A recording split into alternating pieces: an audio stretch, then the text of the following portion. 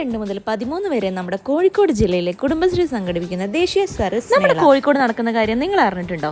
എങ്കിൽ വേഗം വിട്ടോ നമ്മുടെ കോഴിക്കോട് ബീച്ചിലോട്ട്. നല്ല അടിപൊളി വെറൈറ്റി ഐറ്റംസ് തന്നെ കാണാം. ഇന്ത്യയിലെ ഗ്രാമീണ സംരംഭകരുടെ വൈവിധ്യമാർന്നിട്ടുള്ള ഉൽപ്പന്നങ്ങൾ ലഭ്യമാക്കുന്ന പലവിധം സ്റ്റാളുകളാണ് നമുക്കവിടെ കാണാൻ പറ്റുന്നത്.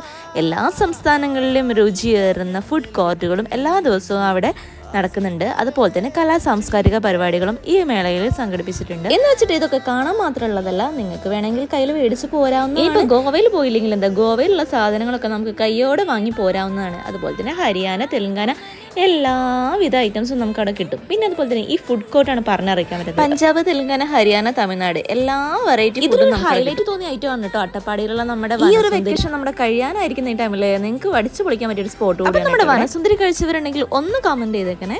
എൻട്രി ഒക്കെ തികച്ചും ഫ്രീ ആണ്. അപ്പം മെയ് 13 വരെയുള്ള അവസാന തീയതി മറക്കണ്ട കേട്ടോ.